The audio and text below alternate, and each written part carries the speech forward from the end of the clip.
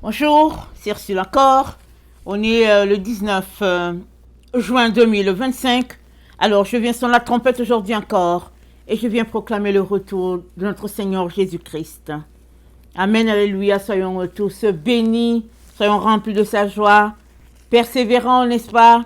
Les yeux fixés sur notre Seigneur Jésus-Christ, peu importe les circonstances par lesquelles nous passons. Amen, parce que le Seigneur est toujours là, à nos côtés.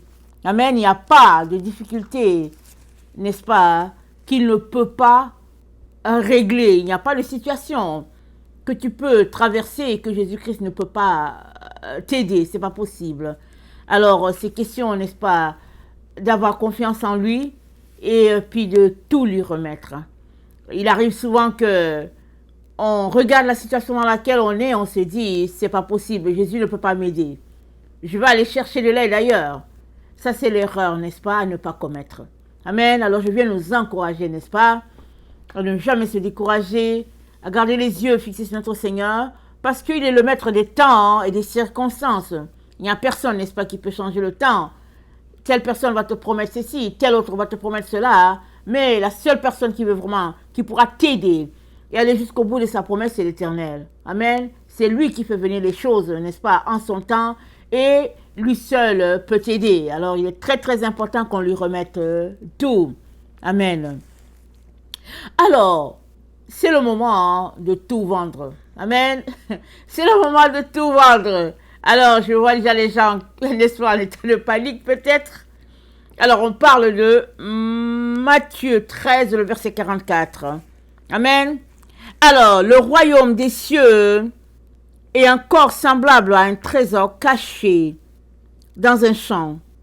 L'homme qui l'a trouvé le cache et dans sa joie, il va vendre tout ce qu'il a et achète ce champ.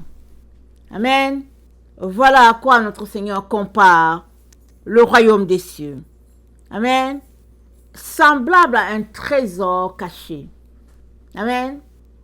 Alors, on va s'arrêter là-dessus. Je sais qu'on a déjà beaucoup parlé de ce texte-là, peut-être 2 ou 3 fois. Mais aujourd'hui, n'est-ce pas, le Seigneur nous intéresse à aller plus loin, n'est-ce pas, dans notre marche avec lui. On a découvert le royaume des cieux, qui est un trésor. Alléluia, on l'a découvert, c'est un trésor. Amen, on est content. Et puis, on célèbre, n'est-ce pas, souvent par nos lèvres pour dire Jésus-Christ m'a sauvé, je suis sauvé, racheté, né de nouveau, rempli de l'esprit. On est content, n'est-ce pas, on est content parce que Jésus-Christ a fait tout ça pour nous. Amen. Maintenant, amen, le Seigneur aimerait qu'on fasse un pas beaucoup plus loin que là où nous sommes maintenant. Amen. C'est de désirer tout vendre pour ton Seigneur. Et c'est là que souvent ça bloque. Amen. Mais je vais vous dire, avant de nous dire de tout vendre, Jésus-Christ a tout vendu. Amen. Lisons le verset qui suit, Matthieu 13, le verset 45. C'est dit, le royaume des cieux est encore semblable à un marchand qui cherche de belles perles. Il a trouvé une perle de grand prix. Il est allé vendre tout ce qu'il avait et il l'a acheté. Le marchand, c'est Jésus. Il a marché sur la terre. Il a trouvé la perle de grand prix. Amen. Et il a tout vendu. Et il a acheté la perle. La perle, c'est toi. La perle, c'est son église. Tu fais partie de son église. Tu es la perle. N'est-ce pas, le grand prix que Jésus-Christ a trouvé. Et Jésus-Christ a dit, non, c'est trop beau, je ne peux pas laisser ça. Amen. Et il est mort pour son église. Il est la tête de l'église. L'église est son corps, n'est-ce pas? Un corps formé de plusieurs personnes, plusieurs membres, répandus sur toute la terre. Amen. Représentant, n'est-ce pas, la Nouvelle Jérusalem. Voilà, n'est-ce pas, la perle que le Seigneur a trouvée. Tu es cette perle-là. Et la Bible nous dit, le disciple n'est pas plus grand que son maître. Et il dit, un disciple accompli sera comme son maître. Si Jésus a tout vendu pour toi, amen, toi aussi, puisque tu l'aimes, tu es appelé à tout vendre pour lui. Amen. Alors, on a la parabole du jeune homme riche qui a dit à Jésus, mais qu'est-ce que ça prendrait, n'est-ce pas, pour avoir la vie éternelle? Jésus lui a dit, les commandements. Et il a dit à Jésus, j'ai tout observé. Jésus-Christ le regarda et puis il l'aima. Il était content du fait que voici un jeune homme qui a, n'est-ce pas, passé à travers les commandements de Dieu et puis qui les a mis vraiment, qui les a mis en pratique.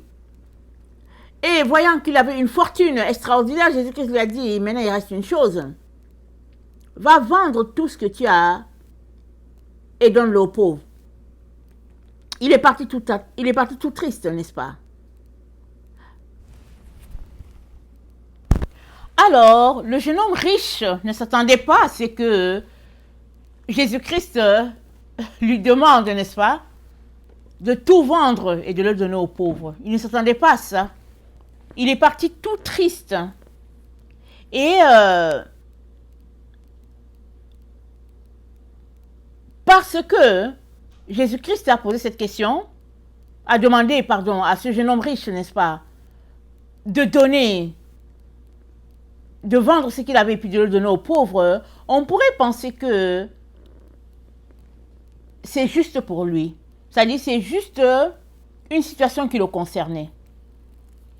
Oui, on peut le dire, parce que dans son cas, lui, il était extrêmement riche. Et Jésus-Christ lui a dit tout de suite de vendre ce qu'il avait et de le donner aux pauvres. Et à une autre personne qui voulait suivre Jésus, Jésus lui a dit, je n'ai pas un endroit, n'est-ce pas, où dormir. Peut-être parce que cet homme-là avait juste besoin d'un endroit pour dormir. À un autre qui voulait enterrer ses parents, n'est-ce pas, qui voulait enterrer son père, Jésus-Christ a dit, il faut laisser les morts enterrer leurs morts. Mais toi, viens suis-moi. Donc, à chaque personne en spécifique, à chaque personne, et de façon spécifique, Jésus-Christ révèle ce que la personne devrait faire pour le suivre. Mais en gros, n'est-ce pas, c'est-à-dire au finish, tout un chacun qui suit Jésus devra vendre tout, n'est-ce pas, pour le royaume des cieux. C'est ça que le texte que nous avons nous dit. Ça dit, nous sommes dans Matthieu 13, le verset 44, ça dit, le royaume des cieux est encore semblable à un trésor caché dans un champ. Amen, c'est un trésor caché, c'est dans un champ, c'est caché. Il dit, l'homme qui l'a trouvé le cache. Donc, si on revient sur notre exemple avec le jeune homme riche, c'est Jésus-Christ qui lui a dit, de façon spécifique là, pour dire, va vendre ce que tu as et donne-le aux pauvres et viens, suis-moi. Dans notre texte de Matthieu 13, le verset 44, c'est dit, c'est un trésor qui est caché dans un champ. Ça veut dire que le fermier qui est là, alors qu'il travaille dans le champ, il va découvrir le trésor. Un peu comme la récitation du laboureur et ses enfants. Le laboureur dit à ses enfants, il y a un trésor caché dans le champ. Et les enfants se mettent à fouiller, à bêcher, n'est-ce pas? Et ils ne trouvent rien. Le papa est déjà mort, et ils cherchent et ils ne trouvent rien. Vous connaissez la récitation, je ne sais pas si c'est de La Fontaine ou quoi, je ne me rappelle plus l'auteur. Mais la récitation est telle que, il y a un trésor caché dans le champ. C'est la même, c'est à peu près la même chose ici, avec la parole que Jésus-Christ nous donne. C'est celui qui va travailler le champ qui va découvrir le trésor caché. Si tu ne travailles pas le champ, tu ne vas pas découvrir le trésor. Amen. Et ce trésor que tu découvres, n'est-ce pas, c'est le royaume des cieux. En fait, le texte est en train de nous dire, l'appétit vient en mangeant. C'est ça que c'est en train de nous dire. Jésus-Christ a dit, allez de par le monde et faites de toutes les nations mes disciples, les baptisant au nom du Père, du Fils et du Saint-Esprit, et enseignant-leur à garder mes commandements. Jésus-Christ a dit, celui qui m'aime, n'est-ce pas, il gardera mes commandements. Et le commandement de Jésus-Christ, n'est-ce pas? Dans les commandements de Jésus se trouve le fait de cultiver le champ. Amen. Un semeur est sorti pour s'aimer. Il a sémé et puis les grains sont tombés dans 4 endroits différents. Amen.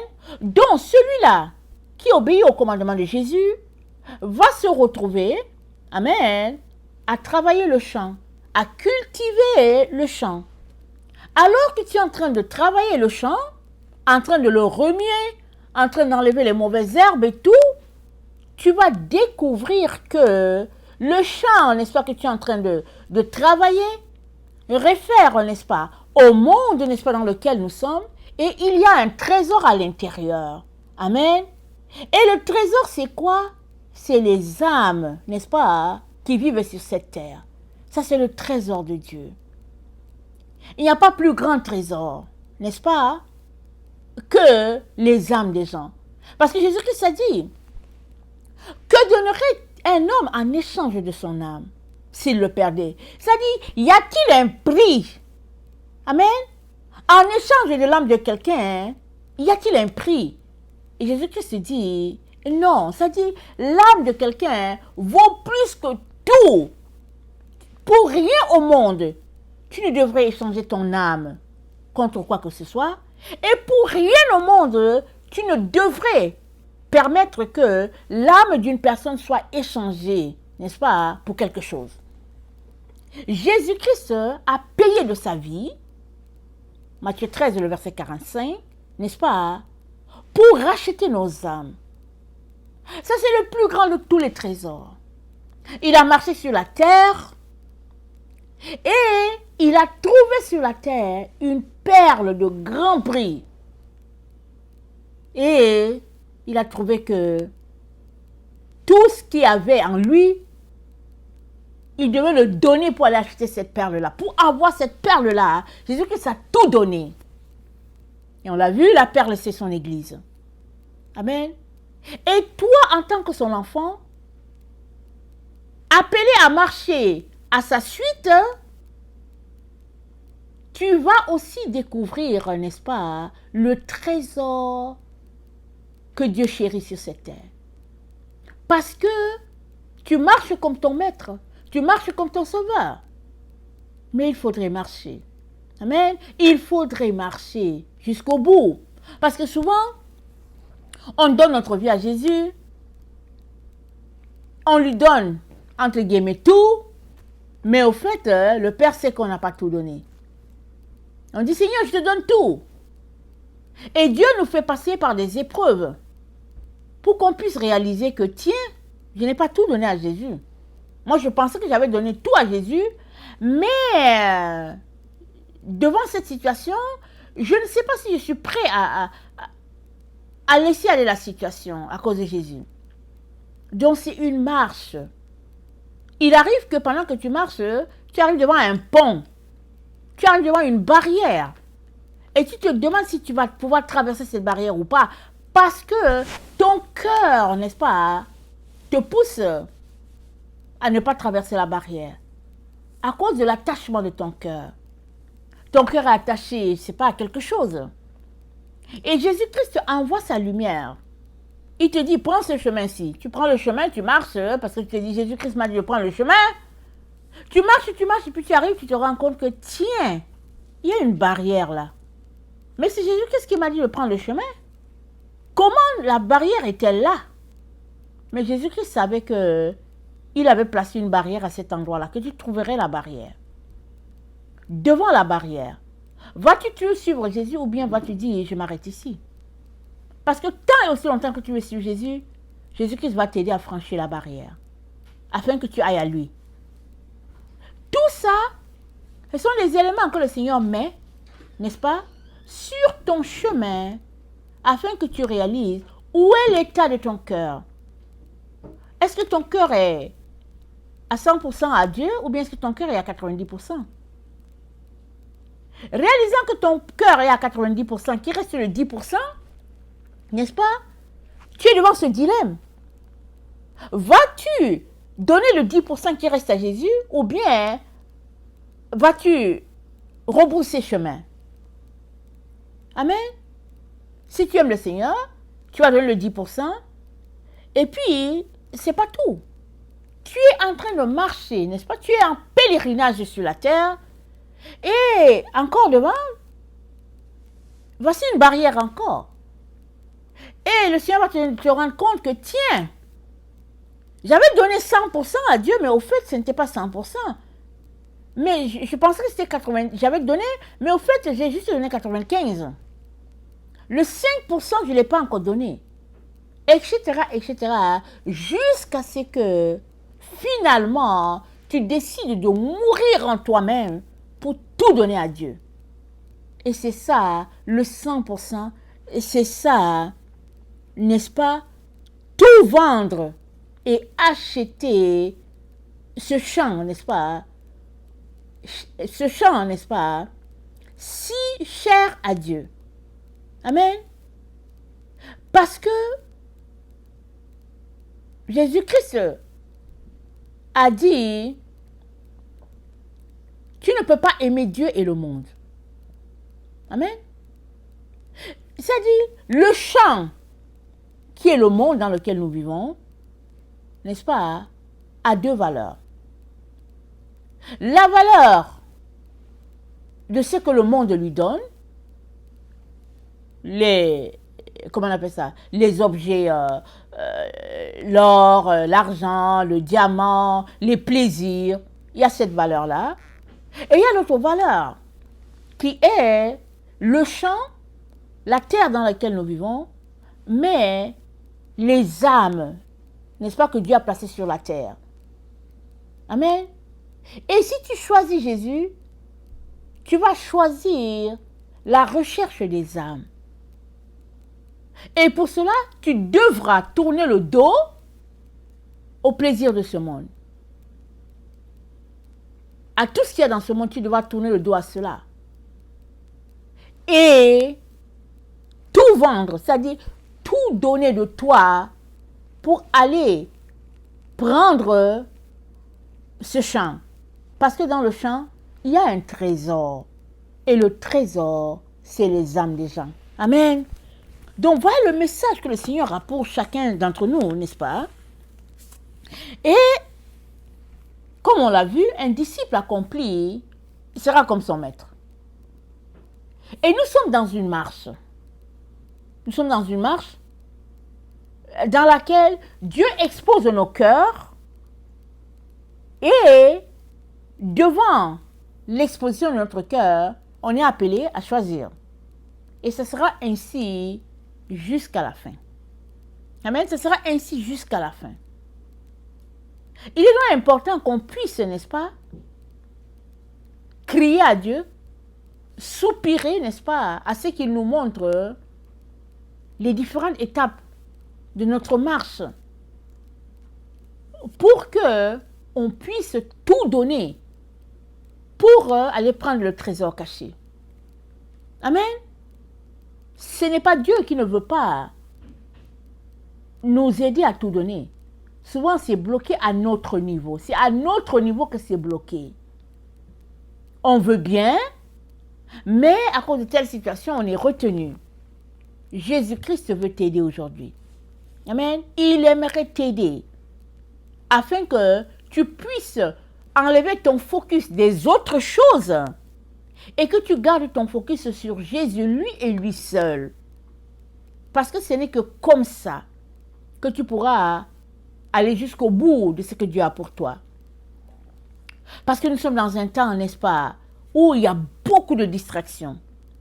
Il y a beaucoup d'avenues qui s'offrent à nous. Mais on est appelé à garder le focus sur notre Seigneur Jésus. Et notre Seigneur Jésus-Christ nous dit, vendez tout et achetez le champ. Vendez tout. Parce que dans ce champ-là, le trésor caché est dedans. Et ce trésor caché, n'est-ce pas? C'est ce pourquoi Jésus-Christ est mort. Il est mort pour les âmes des autres. Ton âme à toi. Les âmes des membres de ta famille.